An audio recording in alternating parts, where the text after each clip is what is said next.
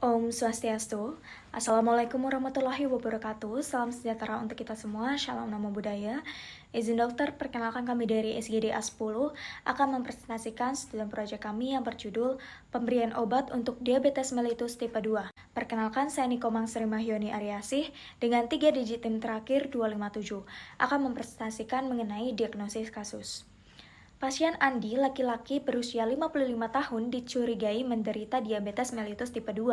Berdasarkan hasil laboratorium, HbA1c 7% telah melampaui batas diagnosis diabetes, yaitu lebih dari sama dengan 6,5%. Glukosa darah puasa 129 mg per dl dan TTGO 220 mg per dl secara konsisten mengonfirmasi hiperglikemia. Adanya riwayat keluarga memperkuat risiko meskipun pasien belum menunjukkan gejala klasik seperti poliuria, polidipsia, atau penurunan berat badan yang menandakan deteksi dini.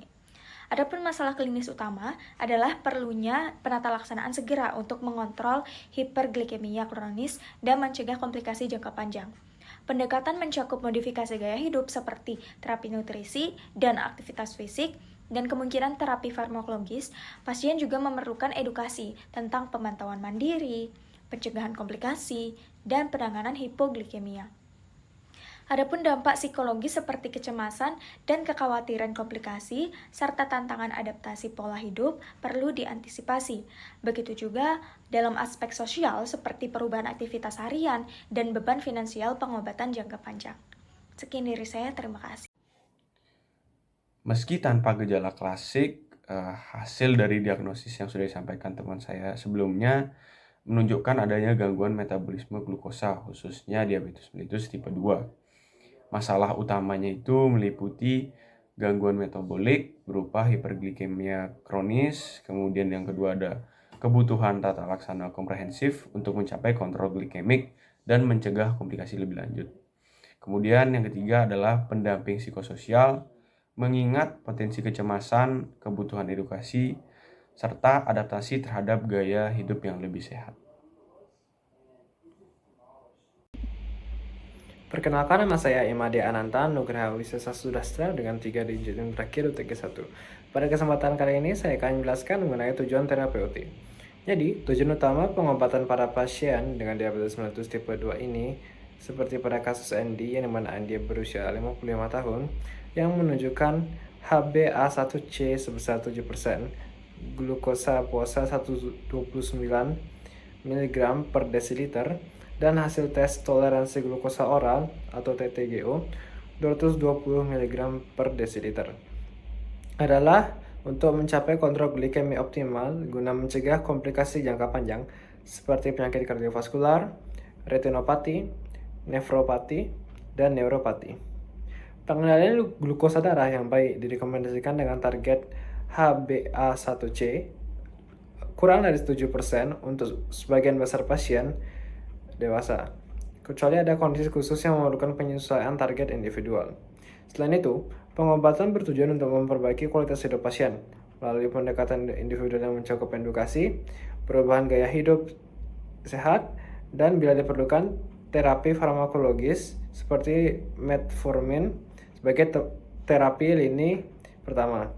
Pendekatan ini telah terbukti efektif dalam mencegah progresi penyakit dan meningkatkan hasil jangka panjang pasien dengan diabetes mellitus tipe 2. Sebelumnya, perkenalkan, nama saya Titanus Rahayu dengan 3 digit NIM saya 251. Jadi di sini saya akan menjelaskan mengenai kesesuaian dan efikasi terapi. Jadi berdasarkan Perkani 2021 untuk pasien DM tipe 2 dengan HbA1c-nya itu 7-8% akan diberikan pengobatan gaya hidup sehat dan juga monoterapi oral. Jadi terdapat 6 golongan obat, yaitu metformin, sulfonylurea atau klinit, lalu penghambat glukosidase alfa atau akarbus, lalu thiazolidinedion, DPP4, SGLT2, dan juga agonis GLP1. Nah, untuk obat SGLT2 dan juga agonis GLP1 itu digunakan jika terdapat gangguan di kardiovaskular, sedangkan berdasarkan kasus, Andi itu tidak mengalami masalah kardiovaskular ataupun hipertensi, sehingga pilihan obat SGLT2 dan juga agonis GLP1 itu kurang sesuai. Lalu akarbus itu dapat dijadikan pilihan terapi lini pertama apabila kadar glukosa setelah makannya itu lebih tinggi dibandingkan kadar glukosa saat puasa, yang umumnya itu ditemukan pada pasien dengan konsumsi karbohidrat tinggi. Untuk obat DPP-4 itu dapat dijadikan obat pilihan terapi lini pertama karena risiko terjadi hipoglikemi itu rendah dan juga tidak mempengaruhi berat badan. Tetapi untuk pemilihan obat ini tuh tetap mempertimbangkan harga dan juga ketersediaannya. Selain itu, untuk obat thiazolidinedion itu ketersediaannya juga terbatas di vaskes tingkat pertama. Untuk metformin itu biasa dianjurkan sebagai obat pilihan pertama terhadap pasien DM tipe 2 karena efektivitasnya itu baik, resiko terjadi hipoglikemi rendah, lalu tidak mempengaruhi berat badan, memberikan dampak positif terhadap fungsi kardiovaskular dan harganya itu terjangkau. Sedangkan untuk sulfonylurea itu juga dapat dijadikan sebagai pilihan untuk lini pertama karena mudah ditemukan di vaskes dan juga relatif terjangkau. Oleh karena itu, berdasarkan ketersediaan obat dan kondisi pasien, yaitu kadar HbA1c-nya itu sebesar 7%, maka dan glukosa puasanya itu 129, serta hasil TTGO-nya itu 220, maka obat yang dapat dijadikan pilihan itu adalah metformin dan juga sulfonylurea. Izin untuk melanjutkan, jadi untuk zat aktif dan bentuk sediaan obat. Jadi obat pilihannya tadi adalah metformin dan sulfonylurea. Jadi yang pertama itu adalah metformin. Metformin itu adalah obat golongan biguanid yang merupakan pilihan pertama pada penderita DM tipe 2 yang terdiri atas 2 gugus guanidin yang saling terhubung. Nah, gugus ini tuh akan membentuk struktur polar dan sangat hidrofilik. Lalu metformin itu adalah obat yang tersedia dalam bentuk oral dengan dosis 500 sampai 850 mg. Untuk yang sulfonylurea, jadi golongan sulfonylurea itu bekerja dengan cara merangsang sekresi insulin pada sel beta pankreas secara langsung. Jadi contoh obat dari sulfonylurea ini sangat banyak. Jadi yang pertama itu adalah glibenclamid. Glibenclamid itu tersedia dalam bentuk tablet dengan dosis 2,5 dan 5 mg. Lalu ada glipizid, itu tersedia dalam bentuk tablet dengan dosis 5 dan 10 mg. Lalu ada glimepirid, tersedia dalam bentuk tablet dengan dosis 1, 2, 3, dan 4 mg. Lalu ada glikuidon, tersedia dalam bentuk tablet 30 mg. Dan juga glikasid, itu tersedia dalam bentuk tablet 80 mg. Tablet pelepasan lambat dengan dosis 30 dan juga 60 mg. Baik, yang selanjutnya saya akan menjelaskan mengenai dosis standar dan juga lama pengobatan. Sebelumnya, izinkan saya untuk memperkenalkan diri terlebih dahulu. Perkenalkan, nama saya Asmamunti Kamila dengan digit NIM terakhir 259. Baik, untuk obat yang pertama yaitu metformin. Metformin dapat dikonsumsi saat ataupun sudah makan dalam rentang waktu terapi yaitu 2-3 bulan. Untuk target individunya itu untuk menurunkan HbA1c sehingga menjadi kurang dari 7% dan juga dalam waktu 2-3 bulan ini diperlukan kontrol teratur setiap 2 minggu ataupun 1 bulan sekali. Kemudian dosis metformin ini dapat diberikan dalam rentang 500 mg hingga maksimal 2.550 mg per harinya dan bisa dimulai dari dosis yang paling kecil yaitu 500 mg per hari, dan jika dalam 7 hari ataupun lebih tidak ada gangguan pencernaan setelah mengonsumsi dan juga kadar GDP-nya itu masih konstan ataupun tidak terdapat penurunan, maka dapat ditambah dosis kedua yaitu 500 mg dan menjadi 500 mg 2 kali sehari.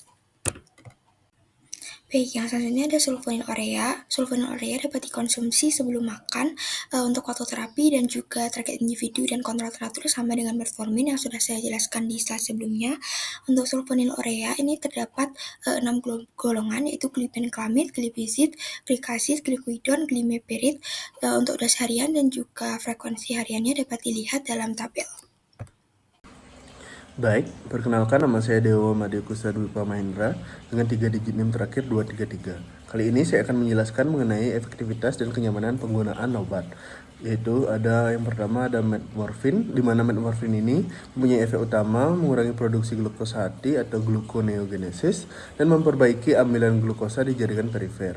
Metformin ini dianjurkan sebagai obat pilihan pertama pada pasien DM tipe 2 karena memiliki efektivitas yang relatif baik dan efek samping hipoglikemia yang rendah. Selain itu, metformin juga dapat menurunkan kejadian CFD atau cardiovascular disease. Metformin secara konsisten menunjukkan penurunan kadar HbA1c sebesar 1-1,5% pada pasien diabetes tipe 2. Namun, pada pasien dengan gangguan fungsi ginjal perlu pengawasan ketat karena risiko asidosis laktat.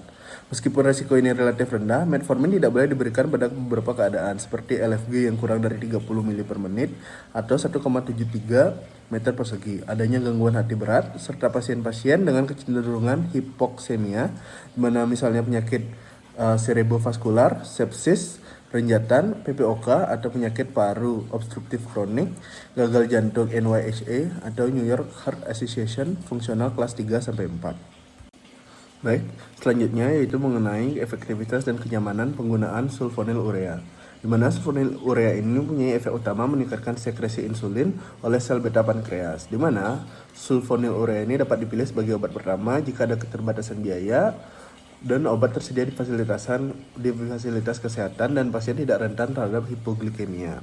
Sulfonylurea ini bekerja dengan cara meningkatkan sekresi insulin di sel beta pankreas yang tidak tergantung pada glukosa atau dia termasuk dalam glukos independen, sehingga mengakibatkan kejadian hipoglikemia yang lebih tinggi dibandingkan OHO lain. Risiko hipoglikemia ini bervariasi antar obat karena interaksi reseptor yang berbeda, afinitas obat dan lama kerja obat dalam tubuh. Insiden glibenclamide ada 25,6%, glimepirid 16,8%, dan gliclazid 14%. Efek samping utama dari sulfonylurea adalah hipoglikemia dan peningkatan berat badan. Pasien dengan risiko tinggi hipoglikemia, baik itu biasanya orang tua, gangguan fungsi hati dan ginjal, harus berhati-hati dalam menggunakan sulfonylurea. Baik, sekian dari bagian saya. Terima kasih. Baik, sebelumnya perkenalkan nama saya akan Nurdi Darmantiar Sibawa dengan 3 digit NIM terakhir 255. Jadi di sini saya izin untuk menjelaskan tentang keamanan dan efek samping obat yaitu metformin. Metformin memiliki profil keamanan yang baik dengan risiko hipoglikemia yang sangat rendah. Efek samping gastrointestinal yaitu mual, diare, dan kembung muncul pada 20-30% pasien, terutama di awal terapi atau dosis tinggi, yaitu di atas 2000 mg per hari. Namun umumnya ringan dan sementara. Efek ini dapat diminimalkan dengan konsumsi bersama makanan ataupun formulasi lepas lambat. Laktat asidosis jarang terjadi pada 0,03 kasus atau 1000 pasien per tahun. Namun perlu diwaspadai pada pasien dengan eGFR di bawah 30, yaitu gagal hati ataupun kondisi hipoksia. Untuk kontraindikasi absolut meliputi gagal ginjal lanjut, asidosis metabolik, dan gagal hati berat. Metformin masih dapat digunakan pada CKD stadium 3A, yaitu eGFR 45-59, dengan pemantauan dan penyesuaian dosis. Pada gagal jantung stabil, metformin menunjukkan manfaat sublingual dibanding sulfonylurea jika fungsi ginjal terkontrol. Penggunaan jangka panjang dapat menyebabkan defisiensi vitamin B12 yaitu sebesar 7-30%, sehingga suplementasi perlu dipertimbangkan setelah pemakaian yaitu di atas 4 tahun. Metformin sering dikombinasikan dengan SGLT2 yaitu inhibitor atau agonis GLP-1 untuk hasil glikemik optimal melalui mekanisme kerja komplementer dan risiko efek samping yang lebih rendah dan keamanan, efektivitas, dan biaya yang terjangkau. Metformin tetap menjadi terapi lini pertama secara global dengan individualisasi terapi berdasarkan kondisi pasien. Yang kedua adalah sulfonylurea. Sulfonylurea ini efektif menurunkan glukosa darah dan HbA1c, serta digunakan sebagai terapi lini kedua setelah metformin atau dalam kombinasi. Efektivitasnya bergantung pada fungsi sel beta pankreas yang masih memadai. Obat ini tersedia dalam bentuk tablet dan dosisnya disesuaikan kondisi pasien. Efek samping utama adalah hipoglikemia yang dapat berat dan berkepanjangan, terutama pada lansia, pasien dengan gangguan ginjal ataupun dosis tinggi. Sulfonylurea juga dapat menyebabkan kenaikan berat badan, memperburuk resistensi insulin, dan meningkatkan risiko kardiovaskular. Beberapa penelitian menunjukkan peningkatan risiko kejadian kardiovaskular akibat penghambatan kanal kalium ATP dependen di jantung dan stimulasi proliferasi sel otot polos pembuluh darah yang mempercepat aterosklerosis. Dibandingkan metformin, risiko ini lebih tinggi meski serupa dengan DPP-4 inhibitor ataupun acarbosa. Kontraindikasi menyangkut diabetes tipe 1, alergi sulfonomid, gangguan hati dan ginjal berat, serta risiko hipoglikemia tinggi. Perlu kehati-hatian pada lansia dan pasien dengan riwayat penyakit jantung untuk mengkonsumsi obat ini. Sekian dari saya, terima kasih. Selamat siang dokter, perkenalkan nama saya Raimasa Paramata Sadia dengan 3 tim track saya 249. Jadi di sini saya akan membahas terkait penggunaan metformin dan sulfonylurea pada kelompok risiko tinggi seperti ibu hamil, menyusui, anak-anak, lansia, serta pasien dengan gangguan ginjal, hati, atau riwayat alergi yang membutuhkan perhatian khusus. Jadi untuk pertama itu metformin itu termasuk dalam klasifikasi kategori B dalam keamanan untuk kehamilan dan terbukti aman digunakan selama kehamilan, terutama pada pasien dengan diabetes gestasional maupun sindrom ovarium polikistik atau PCOS. Lalu dari studi yang telah dilakukan menunjukkan bahwa metformin itu tidak meningkatkan risiko malformasi kongenital. Selain itu, penggunaannya selama menyusui juga dinilai aman karena kadar ekskresi ke dalam ASI sangat rendah dan tidak menimbulkan efek merugikan pada bayi. Selain itu, metformin juga telah disetujui penggunaannya pada anak-anak usia lebih atau sama dengan 10 tahun dengan diabetes tipe 2. Dan studi yang dilakukan oleh AMEMED pada tahun 2023 yang melibatkan 950 pasien lansia di Italia itu menunjukkan bahwa metformin telah ditoleransi dengan baik pada usia lanjut dan dengan dosis rata-rata harian 1.600 mg tanpa efek samping berat.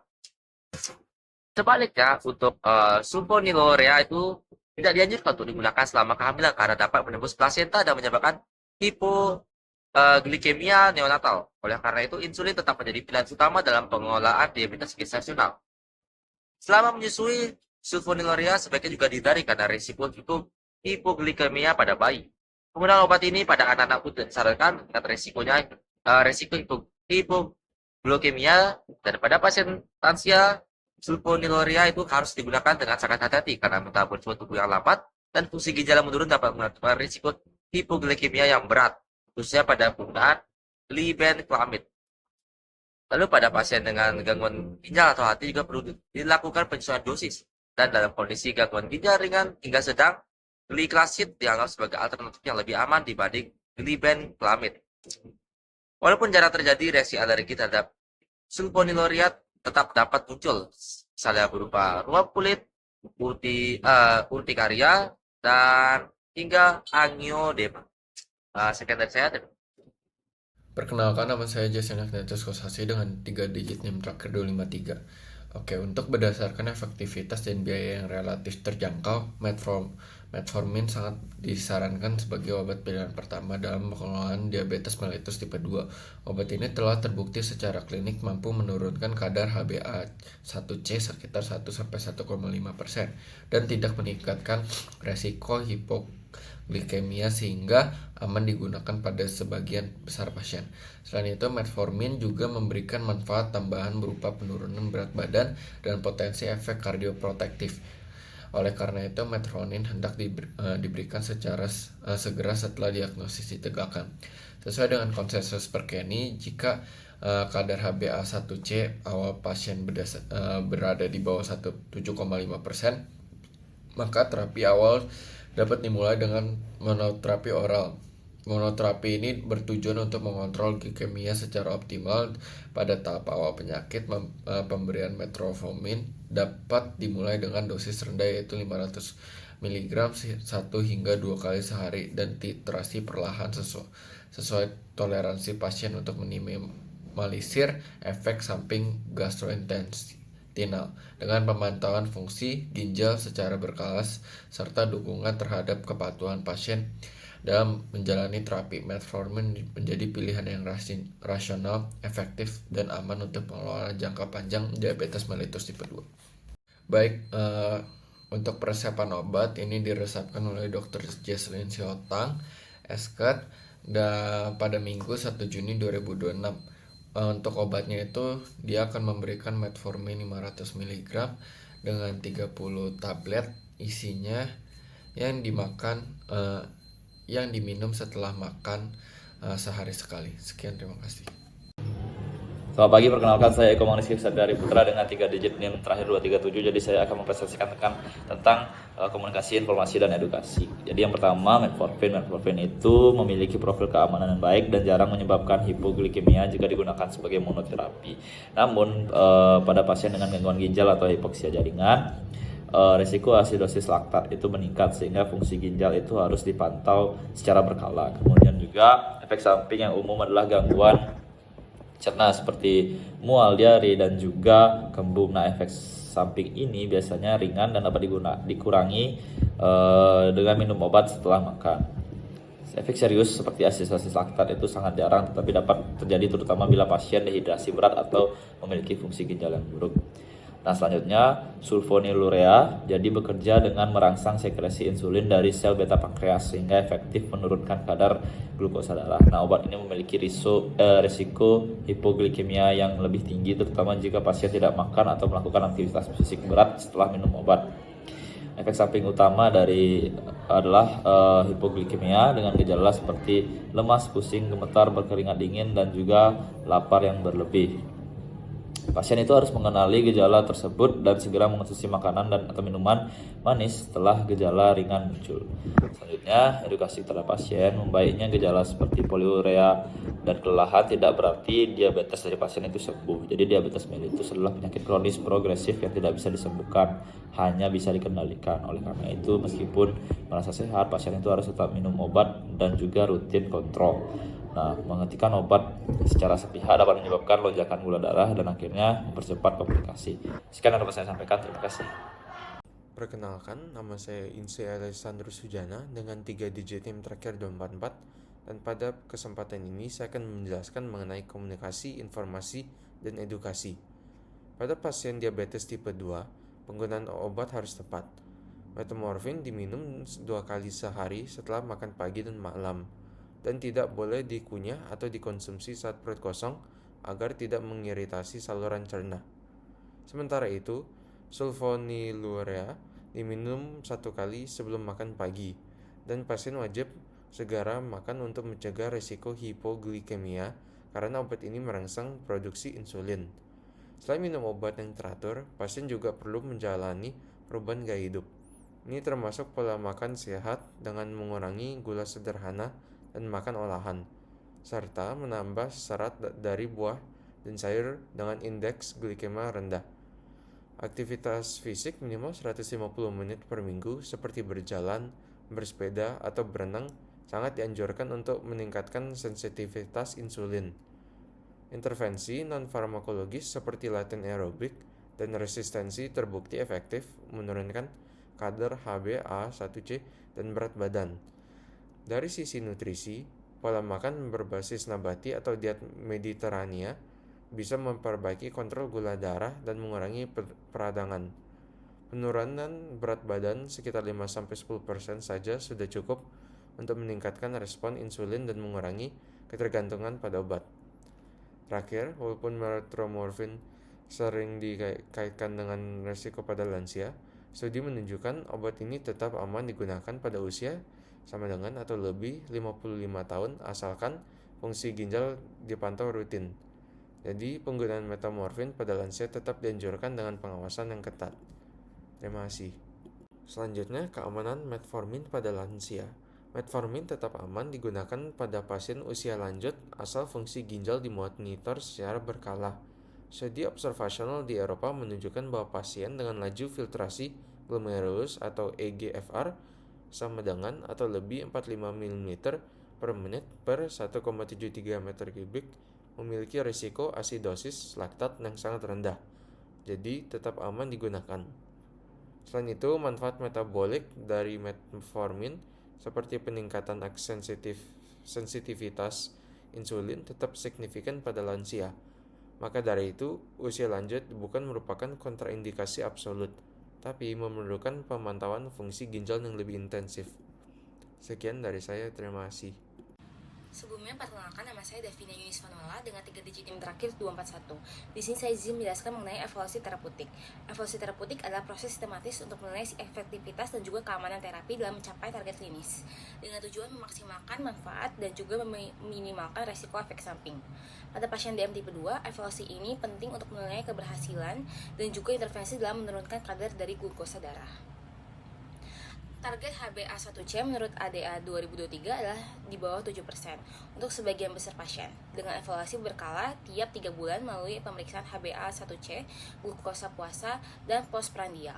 Dalam kasus Andi, HbA1c 7% menunjukkan kontrol glikemik yang masih dapat ditingkatkan untuk mencegah progresivitas.